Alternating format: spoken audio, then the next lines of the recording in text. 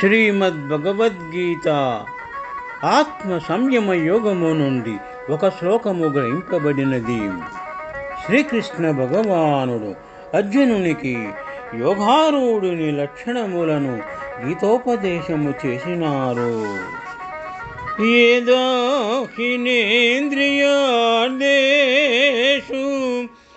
న కర్మస్వనుసజ్జతే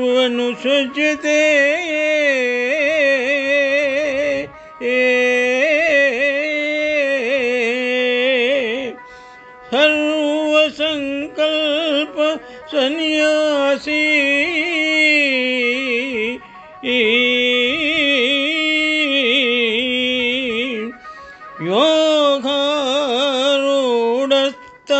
యోగారూఢస్తదోచ్యతే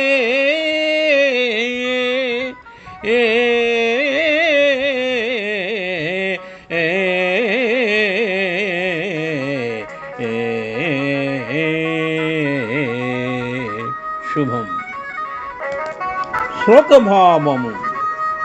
అర్జున, ఎప్పుడు శబ్దాది విషయములందును కర్మలందును ఆసక్తి నుంచడో సమస్త సంకల్పములను విడచిపెట్టును, అప్పుడు మనుజుడు యోగారూఢుడని చెప్పబడును.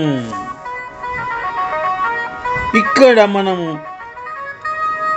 ప్రముఖమైన అంశమును గమనించవలే. 3 లక్షణములను ఉదహరించినారు.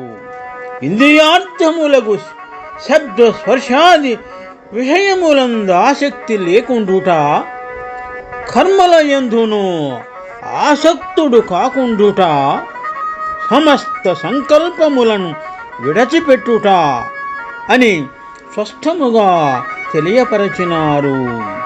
ఒక యోగారూఢుడైనది కానిది, పరిపూర్ణ ధ్యాననిష్ఠుడైనది కానిది ఈ పరీక్ష వలన సులభముగా తెలుసుకొనవచ్చును.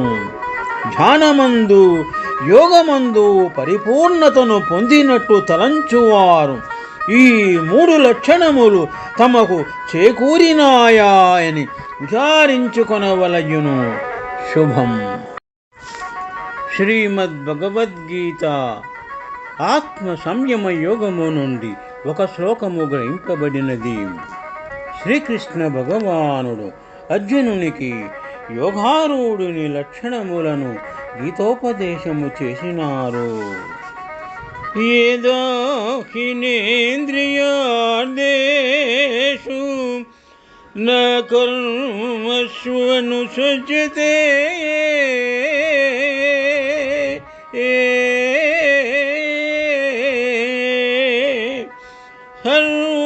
సర్వసంకల్ప సన్యాసీ